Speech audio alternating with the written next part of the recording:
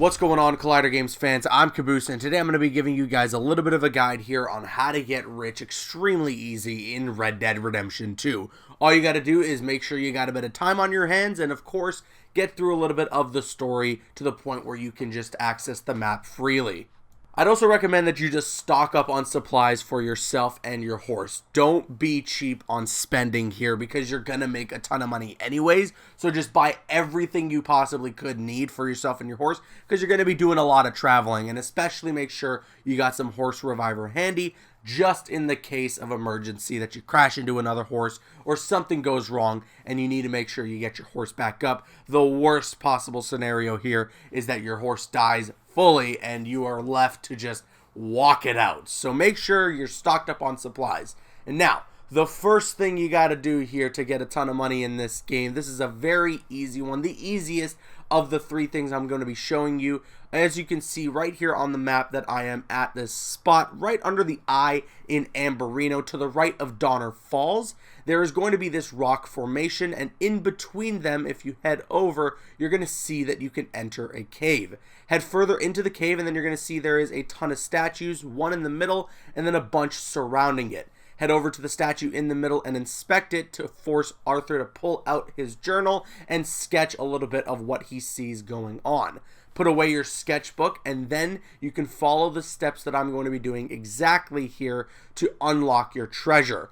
Head over first to the statue that's straight in front of the one in the middle is facing. Once you head over to that statue, you can push a button. And I also want to note that if you ever accidentally push the wrong statue, just head to the back side of it and you'll see that there is a button to push as well. And that will undo your mistake. But after you press this first statue, just head to the very left, the first statue to the left of the one you just pushed, and push the button on that statue as well. Then skip the next statue to your left and keep heading over and you'll push that next statue as well.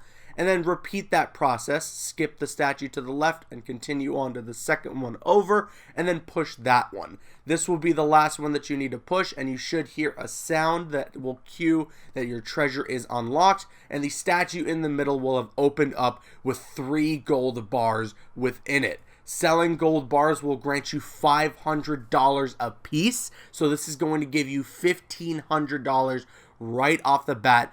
Obviously, make sure as well that you're heading to your local fence, as you cannot sell any loot or stolen items to the general store manager. Now for this next step, you're going to have to make sure again that you are stocked up on supplies, specifically stuff to help you heal. There are some things that can happen here in which you can make a mistake and potentially die, and that will be very annoying to deal with. So just make sure you're stocked up on heals in that case, and of course pay attention closely to what you got to do here. So head over to this spot on the map that I am currently right under Kotora Springs. There are some train tracks and there is a tunnel that you'll be nearby. Head over and walk to the top of the tunnel and then keep heading straight on the path that I'm currently on. And then you're going to see there is a little slide down the mountain here to your left. Slide down it very carefully so that you don't fall off. And once you land, crouch and hug the wall to your right. Keep heading this way and just be very, very careful. Take your time on this one, and once you sort of reach the end of the line here, your character will slide and there really isn't much you can control with that. Hopefully you can land properly and you'll be all good to go at the bottom here, in which you're just going to keep heading straight. And then afterwards, when you reach the end of the cliff, there will be a rock to your right that you can clamber up to. So climb up that rock to your right and once again hug the wall on your right hand side while crouching and just taking your time, moving very slowly. Inevitably you're going to reach a spot to climb up and over, and then you're going to see that there is a bit of a jump here.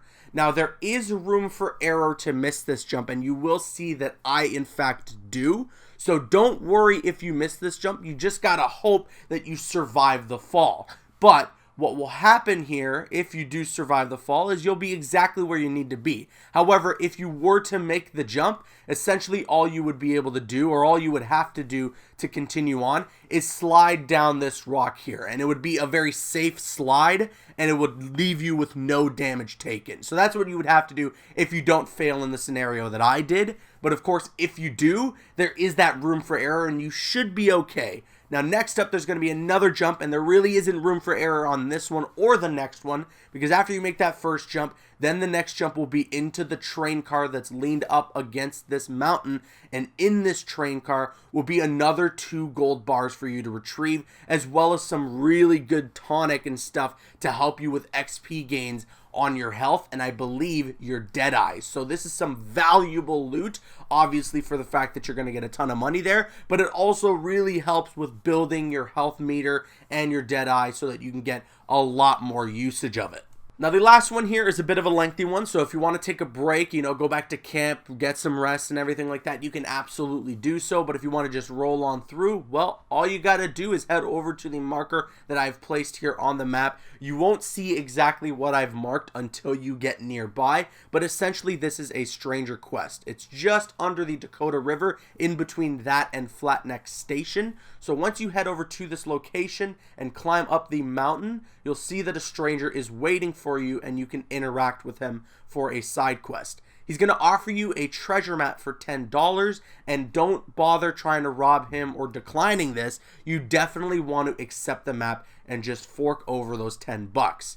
Then next up, after you've accepted that treasure map, you're going to head over to this next location that is located on Caliban Seat. So you're going to head over to this marked area of the map that I am currently at. I'll show you a little zoom out to show you exactly where Caliban Seat is located from where you previously just were with the stranger quest. And then once you head over to Caliban Seat, climb up the mountain that should be right in front of you and head straight. Don't go to the right like I just did. Head a little further down until you see this bit of a slope down on your right side. Head down it and then hug the wall to your left and just keep moving forward. There's a bit of a jump that you have to make, so make sure there are no errors there. Climb the rock in front of you, drop down, continue to hug that wall on your left side, and just go up slowly until you reach the edge, until you reach your dead end basically, and you should see a prompt on your left hand side to search. This will be the second treasure map that you can pick up that will lead you to your third location.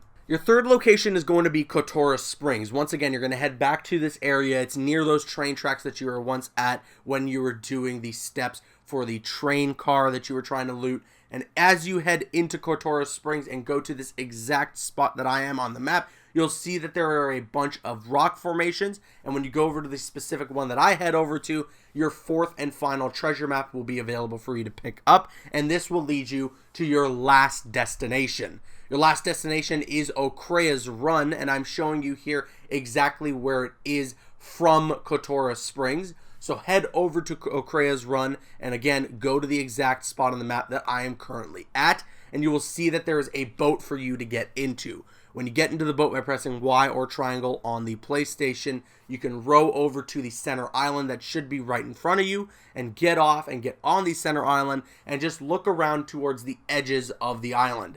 There inevitably should be a rock that you can examine, and that will uncover it with 2 gold bars available for you to pick up, and then you will have completed the entire walkthrough that I am presenting you here.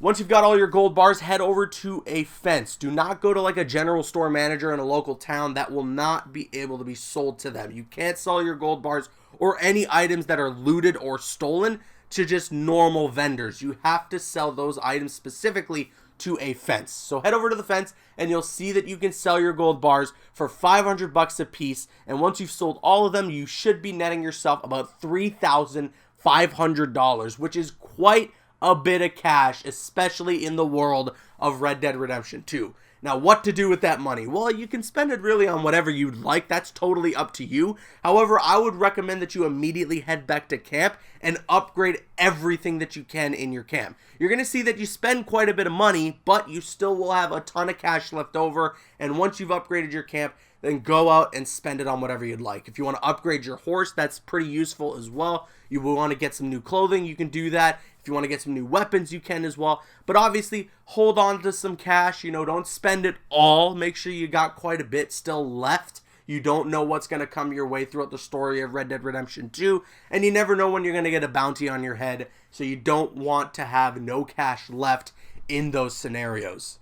But that's it. That's my guide on how to get rich fast in Red Dead Redemption 2. I hope you guys found this guide useful, and if you did, a positive rating on the video would be appreciated. And then, of course, you can subscribe to the Collider Games channel. More guides and walkthroughs and all sorts of Red Dead Redemption 2 content is going to be coming your way. And then also some more gaming coverage overall will be right here on Collider Games. With that said, I'm Caboose, and I'll see you guys later.